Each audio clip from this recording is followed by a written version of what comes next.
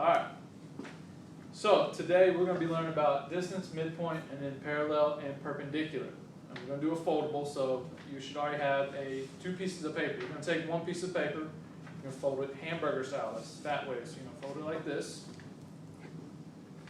crease it, and then you or your partner should have a pair of scissors. What you're going to do, you're going to take one flap, you're going to read it like a book, so you're going to take the flap on top, so when you open it up, it's like a book. You're going to cut a slit in the middle of your top flap. Just go ahead and cut a slit on the top. And then you're going to write distance on the top, midpoint on the bottom. So take time right now, go ahead and do that. You're going to write distance on top, midpoint on the bottom. You're going to open up your flap. On the inside cover, you're going to go ahead and write, this is the distance flap, you're going to write the distance formula, word for word. I would write distance formula and then write the length of the line segment between 2 points, or coordinates, is the definition of distance. Okay, and then you have the formula here, the x2, x of 2 is just like when we had the slope formula. You have x of 2 minus x of 1 squared plus y sub 2 minus y sub 1 squared, and this is all underneath a radical or a square root symbol. You've seen that on the calculator. It's the radical or square root. You're taking the square root of these two things squared. So take time, write that formula down underneath your definition. When you get done, you're going to open up midpoint. It is the one underneath. You're going to write the formula for midpoint, the exact middle point or coordinate of a line segment. So it's the halfway point in between 2 points. The formula for that is x sub 1 plus x sub 2 divided by 2. Make sure you remember this, divided by 2. Then you do the same thing with y. Y sub 1 plus y sub 2 divided by 2. It's always written as an ordered pair, so that on the outside, I don't have them, but you need to have parentheses on the outside of your midpoint formula. Okay? So those are your distance and midpoint formula. Okay, on the other side of your foldable here, we're going to do some examples. So make sure you've written nothing on this right-hand side. You're going to leave this room for examples. You should only be writing on the left-hand side of your foldable here. Okay, so our first example that we are going to have, covering the distance formula. Okay, first example, for those of you who can't see, this is parentheses 2, 3, close parentheses. So your first ordered pair is 2, 3. Your second ordered pair is negative 3, negative 1. So you have 2, 3, and then negative 3, negative 1. Now when we do these, we want you to label your points. Okay, labeling the points. So tell me, this 2 is an x sub 1. That's your first x coordinate. Your second x coordinate is over here at negative 3. Your first y coordinate is 3. So you have y sub 1 underneath your 3. Your second y coordinate is negative 1. So y sub 2 should be underneath negative 1. Okay? And again, here's your reminder. Here's your distance formula. Using the distance formula with the radical and your x sub 2 minus x sub 1 squared plus y sub 2 minus y sub 1 squared. From there, all you're doing is plugging and chugging. You're going to plug in for x sub 2. Your x sub 2 is negative 3. I'm going to come down here, put a negative 3 where my x sub 2 should be, minus x sub 1, which we said was 2 squared, plus your y sub 2 was negative 1. Plug that in. Then you have minus y sub 1, which we said was 3. So if you labeled your points to begin with, you should have no problem plugging in these numbers. From here, it's just simple order of operations. You're going to subtract first inside your parentheses. So negative 3 minus 2 is not 1, it is negative 5. So negative 5 squared plus negative 1 minus 3 is negative 4.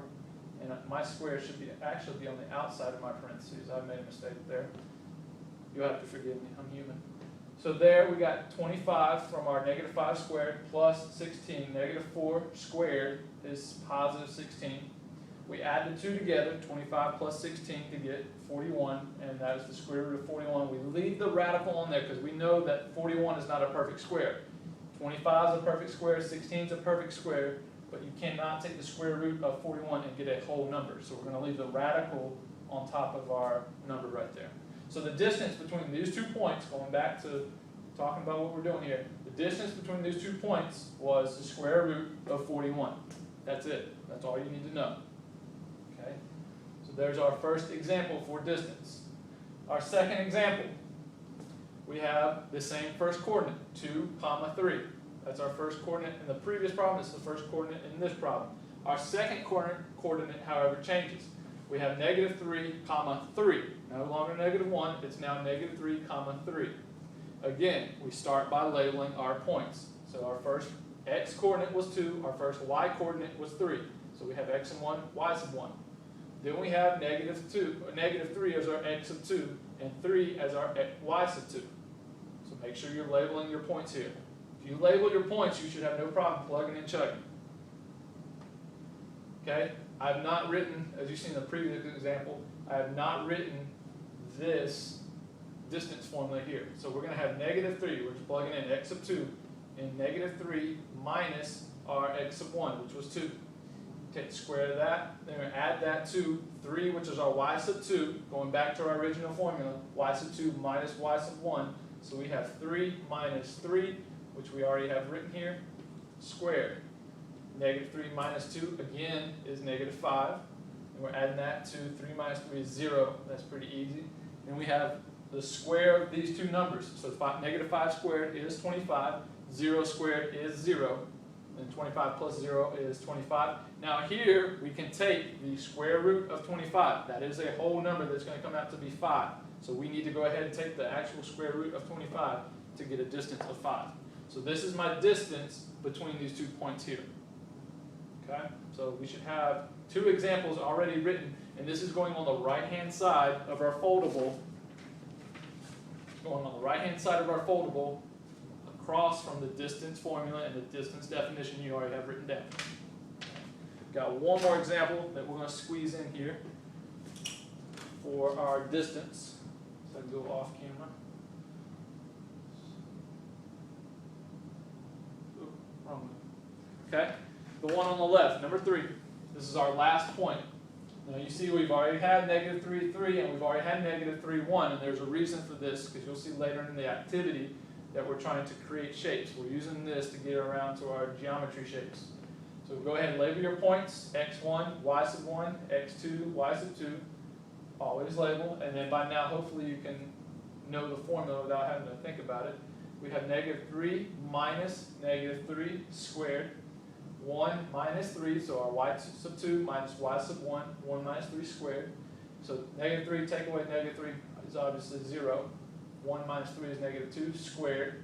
0 squared is 0. -2 squared is 4.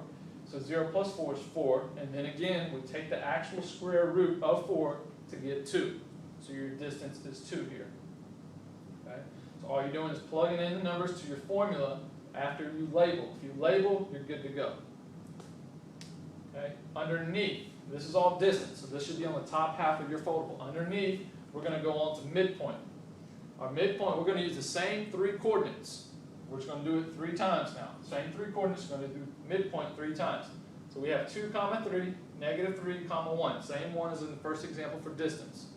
This time you're going to label just like distance. But we have x sub 1 plus x sub 2 divided by 2, comma, this is a coordinate, y sub 1 plus y sub 2 divided by 2. So your answer is always going to have 2 numbers in it.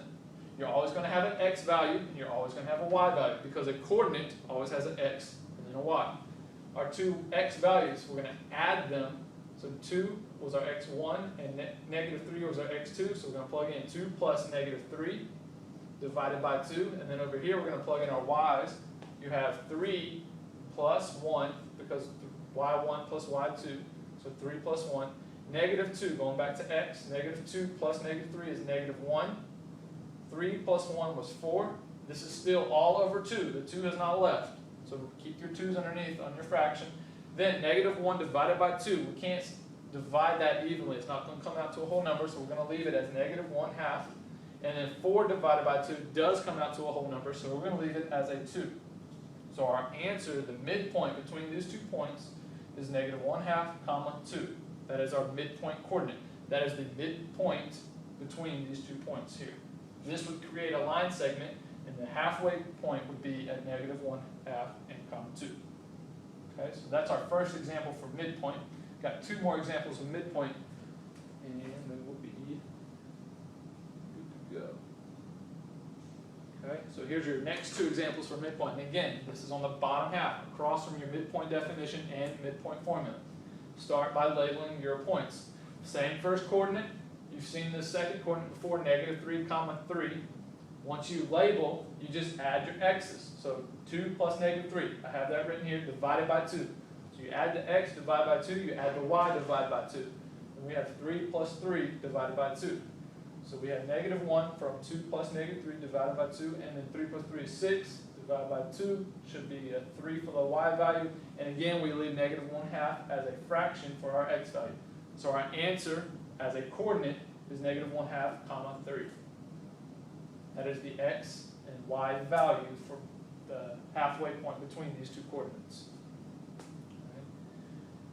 From here, -3, our next example, our last one for midpoint, we have -3, comma 1, -3, comma 3. That's going to be what our last point is that we're going to deal with for midpoint. Our last example, add the x's, add the y's, you divide by 2, so -3 plus -3, divide by 2, 1 plus 3, divide by 2.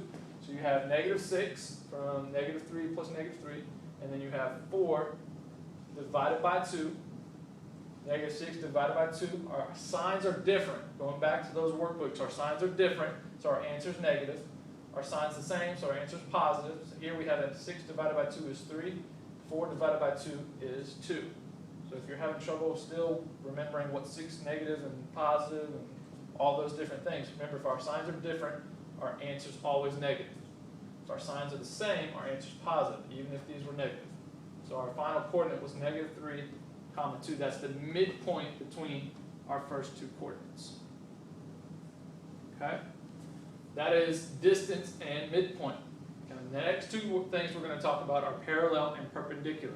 Those are from slope-intercept forms. Okay, we just finished dealing with inequalities and linear inequalities. Now we're going to have linear equations, and we're going to use those to create shapes. So you're copying down those last two examples. We're going to make another foldable just like the last one. So again, you have another piece of paper. What you're going to do, fold it hamburger style, cut the top flat. You're going to have two different sides, just like you have for midpoint, distance and midpoint. You're now going to have parallel and perpendicular. On the front, you can guess what two words are going to go here. You're going to do parallel up top, perpendicular on the bottom. You can color, shade, whatever you want to do to the front of it. On the inside flap, you're going to have the definition of parallel. So go ahead and copy down the parallel definition. And on the other foldable, on the other flap, you're going to have perpendicular. So you have parallel, you have perpendicular. Those are your two words that we're going to learn about now. Okay. Remember to copy down this example. This is just to help you remember what slope-intercept form looks like. And then down here, perpendicular may be a different word, but up here, parallel is the same slope, very simple. Down here, opposite reciprocal could be a little tricky. Opposite is talking about in terms of the sign. So if my sign was positive, it now becomes negative. If my sign was negative, it becomes positive. And then I abbreviated reciprocal here. Reciprocal means to flip. Okay, as you're copying down this definition, you're going to see an example at the very end about talking about opposite reciprocal. So my example was -2/3.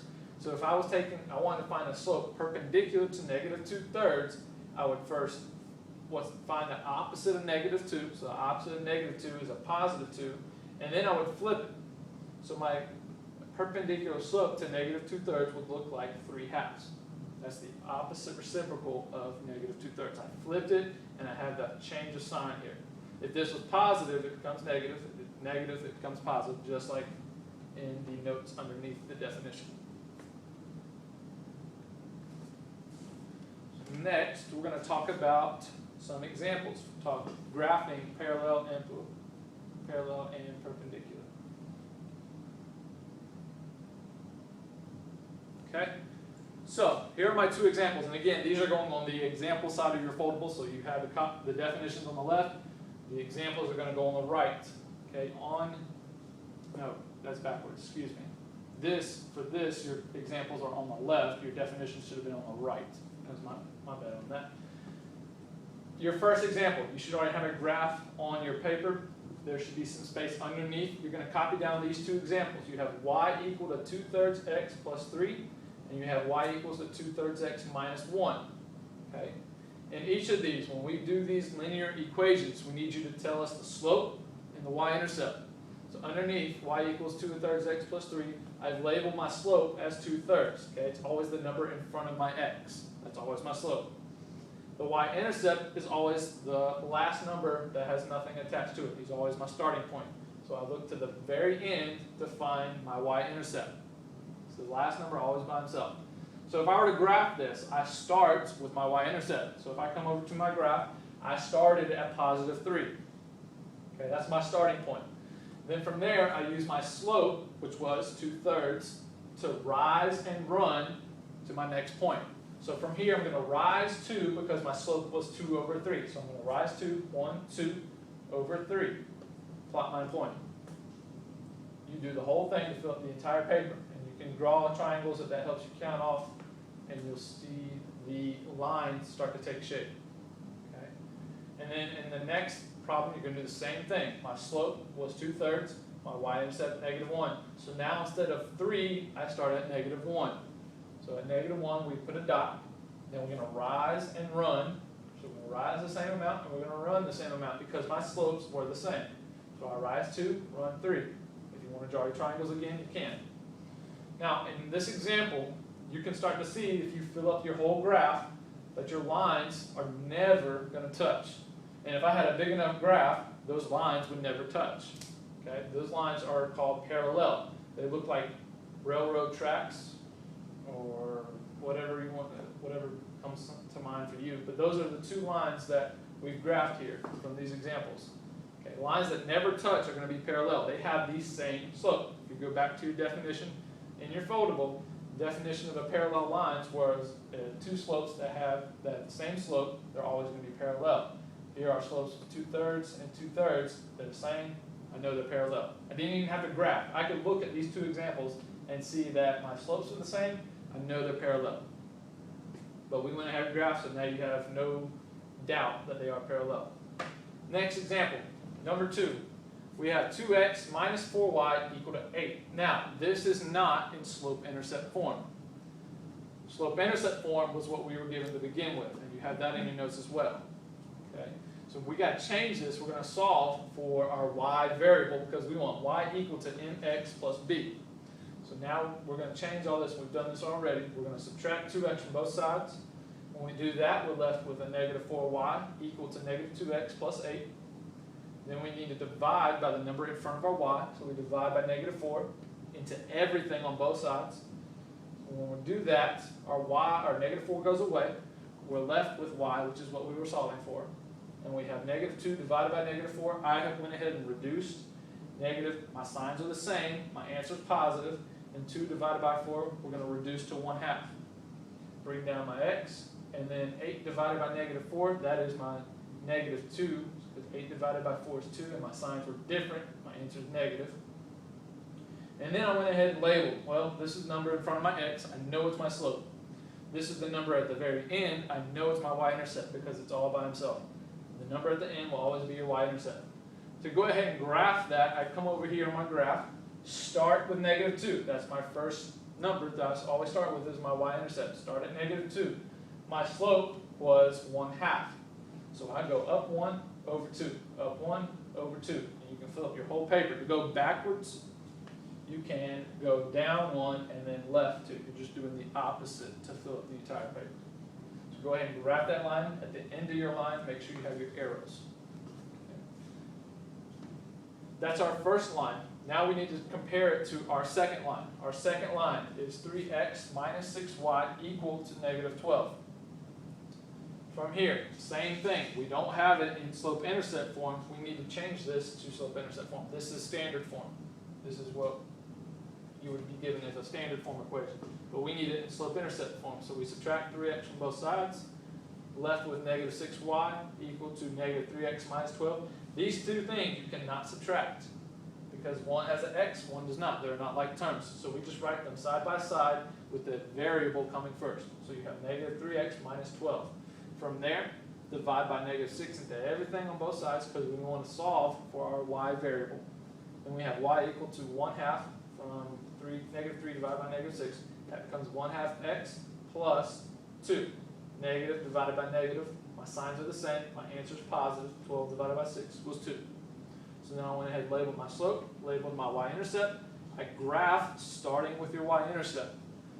Start at 2, rise 1, run 2, rise 1, run 2, because my slope was again 1/2. Now, I didn't have to graph. You could look at both of these linear equations in slope-intercept form and see, well, my slope is 1/2 here, my slope is 1/2 here. I know they're the same, so they're going to be parallel. And if I look at my graph, I can tell by looking at those two lines, I know they're never going to intersect. They're always going to be going in a straight line the way they are with never intersecting. This could go on forever. They're going to look like railroad tracks forever. They're never going to cross. So you know by looking at the graph and then looking at their slopes, you know that they're not going to cross.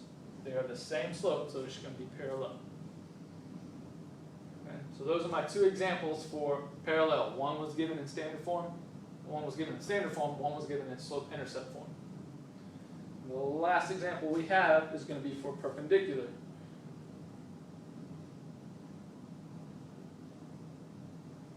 Get there. Okay, perpendicular. Now again, remember, perpendicular is opposite reciprocal. So now we're not dealing with the same slope, we want opposite reciprocal slopes. So we're going to start off in slope-intercept form. An example, here's an example that you're going to do on the perpendicular flat. Remember, this is on the bottom. It's on the bottom flat because you already have these two graphs here. So underneath your graph, you need to write down y equals negative 1/2 x minus 1. Then go ahead and label your slope and your y-intercept. Same thing for this next example. Y equals 2x plus 2. Go ahead and label your slope and your y-intercept. Then off to the right, I went ahead and wrote down my slope from m equals, because the letter m represents slope. And then for this one, I wrote m equals 2/1. I simply made my whole number here a fraction. So when I go to graph, I know my rise over my run. It's easier for me to count off going up 2/1, up 2/1, instead of having to think about what number do I go up and what number do I go down. Now I have my rise over my run. So if I start with my first line, I start with my y-intercept. That is at -1. So I'm going to go over here, go to -1. Then I'll look at my slope. My slope was -1/2. -1/2. I'm going to rise. My rise is -1. So that tells me that I'm going to have to go down, and my run, I'm going to run 2. So I'm going to go down over 2. So if I start at -1, go down over 2, down over 2, down 1 over 2. You do that to fill up your paper. You can go the opposite way, going up and over, because that's the opposite of down 1 and over 2. Okay? I graph that line. Make sure you have your arrows at the end of it. Then I'm going to come to my second equation, y equals 2x plus 2. Now I've got my slope, 2/1. My starting point, my y-intercept, is +2. So if I start at +2, then I'm going to use my slope, which was 2/1. So I start at +2, I'm going to rise 2, and then I'm going to run 1. So I rise 2, run 1, rise 2, run 1. If I want to go backwards, I go down 2, over 1, down 2, over 1. And you do that to fill up the entire paper. Now you're going to notice that these two lines intersect. And they're going to intersect at what we would call a right angle.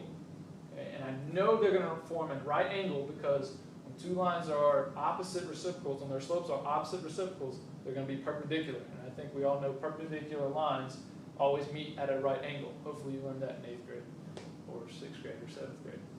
But we're going to have opposite reciprocals. And I knew that beforehand by just looking at my slopes. Now I know by seeing the picture that they form a cross or an X that form at a right angle.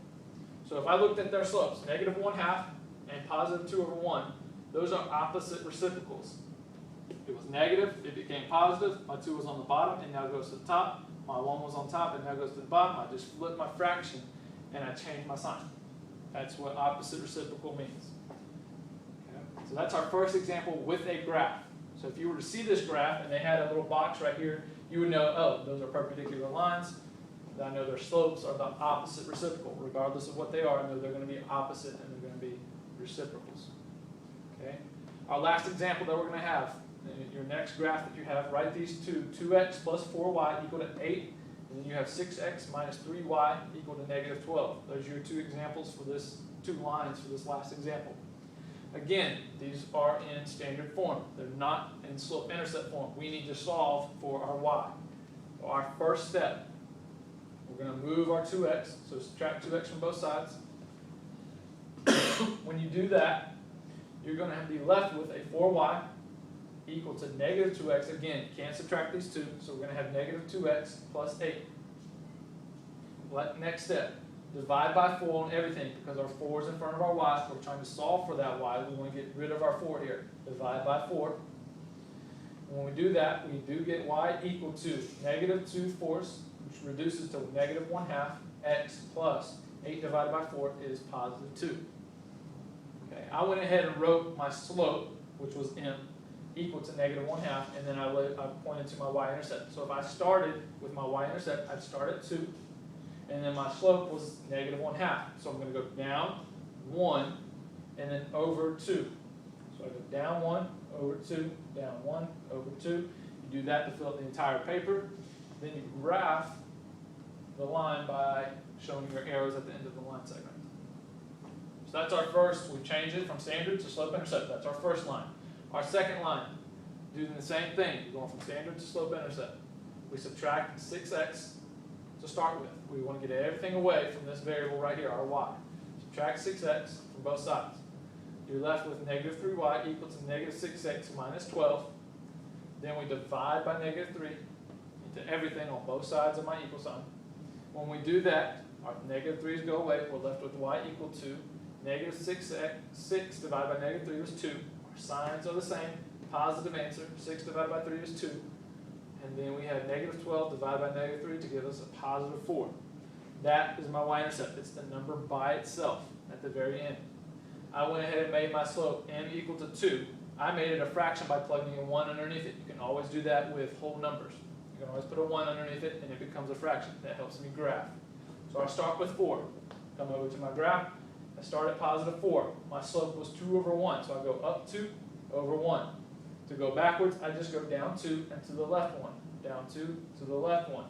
Once I do that, I'm going to see that they also form a cross or an X. I know I can go ahead and put a box right here to show that they form at a right angle because if I knew my slopes, which were negative 1/2 and positive 2 over 1, those are, again, opposite reciprocals. It's the same two slopes I had in my first example. Because they are opposite reciprocals, those two lines are perpendicular. Perpendicular lines form at a right angle, and they are always going to have that little box to show that they form at a right angle. Okay, so that's distance, midpoint, parallel, and perpendicular. Hope you got it.